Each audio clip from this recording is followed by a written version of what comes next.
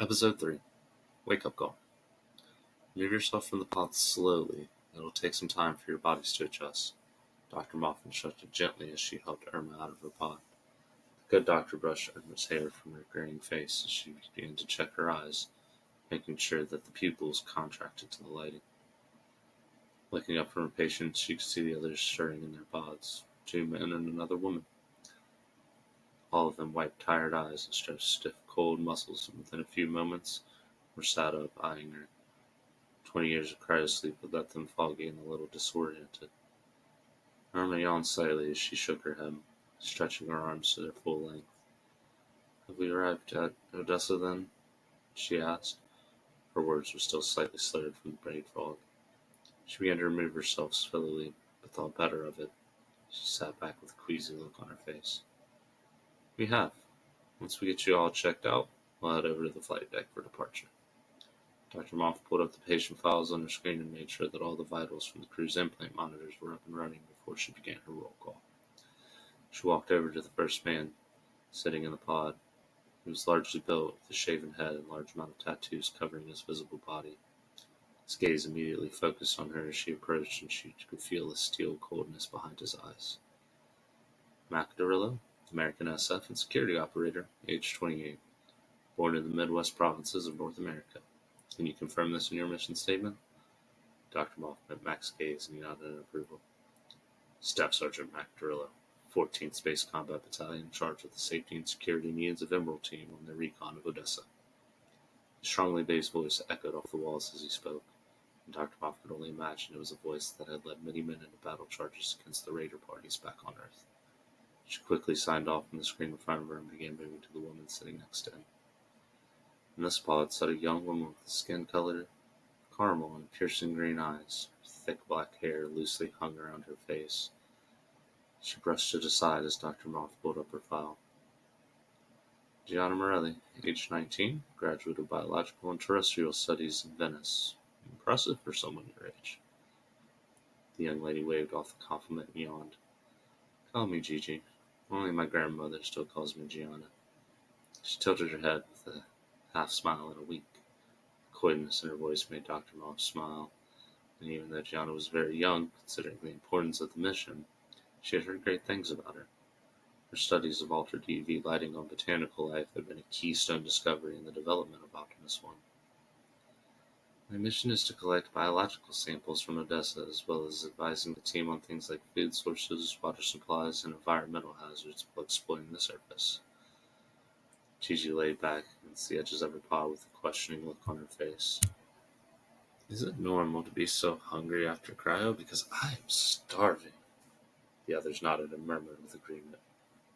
"Perfectly so. After we're done here, you'll be able to get something to eat. After gathering your cells." Before she could finish, Dr. Moth was cut off by the sound of the ship's alarm. A thunderous boom, followed by a shock wave, rocked the lab, spilling the shelf contents and sending equipment flying. The room went into a pitch blackness before low-level red emergency lights kicked on, causing the room to be cast in shadows and crimson. "Emergency. Massive explosion on the star deck. Everyone make for your crisis pods immediately." Another loud explosion rocked the ship and sent everyone to the lab crashing around. The intercom shot static before going silent. "Everyone stay calm and move to the hangar. There's a ship there that will take us to the surface. The protocol is to meet with Waltz and his team on the LZ of Odessa." Dr. Moth's words were met with a bone-chilling scream. Looking up, she was met with pure horror. In the explosion, an overhead pipe had dropped on the last 2 cryopods, crushing Lex Moore, the team's tech, and Irma Cole, a Federation representative. Mangled bodies leaked streams of blood, almost black in the emergency lighting, caused Dr. Moth's stomach to turn, and she immediately lost her lunch on the slick lab floor. "Get yourselves together, people. We gotta move." Mac's hands found the doctor's shoulders and brought her to her feet. She looked up to meet his stern gaze, and he met her frightened eyes with a small smile. "I'll be sure to get us that, Doc, but I need you to be brave for a little while longer." His tone had a surprising softness to it. The gesture had hardened Dr. Moth's resolve, and she began to move to help Gigi get herself out of the cryopod. The young girl's eyes sat transfixed on the 2 dead team members. When the doctor grabbed her, she instantly snapped her eyes to her, both wide, brimming with tears. They were just... Gigi's voice was barely a whisper, coming in faintly over her alarms. Max strode over to Gigi and gently lifted her out of her pod and onto her feet. She began to look back at the bodies, but Mac grabbed her face to stop her. His voice lowered as he spoke. Staring at them will bring them back. We have to go. He turned her, and the three of them began moving towards the doors of the lab. Doors opened to a darkened hall. The explosions had knocked out most of the emergency lighting, leaving only a singular bulb over the elevator door, blinking wearily in the black. A thin, dark mist had filled the air with a putrid smell, filling the team's nose, causing them to cover their nostrils. Slowly, they made their walk towards an elevator. Faint cries of pain and other various small explosions could be heard from the neighboring parts of the ship, each one causing Gigi to shake more and more in the arms of Mac that he had wrapped around her. Even his nerves were beginning to set in.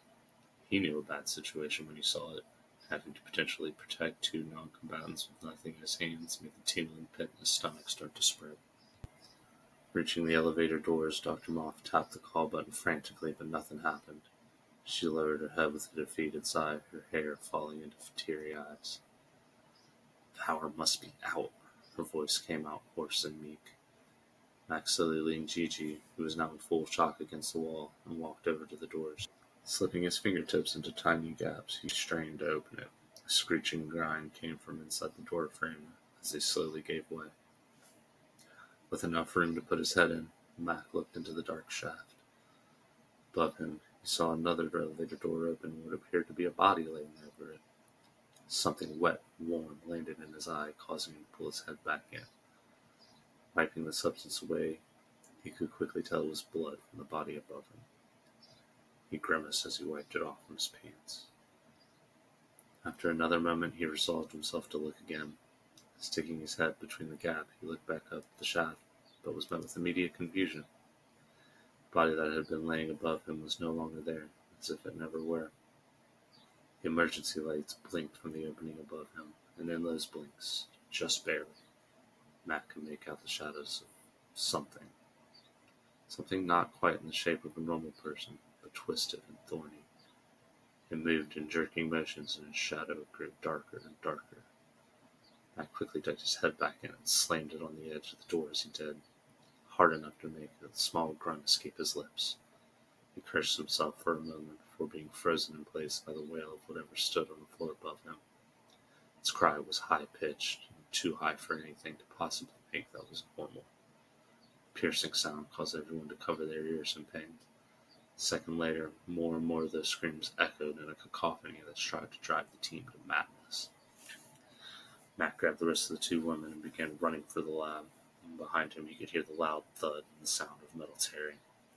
As he reached the entries of the lab, he began to slam the door shut, pausing only for a moment to catch a glimpse of whatever was chasing them, pull the elevator door clean out of its rack.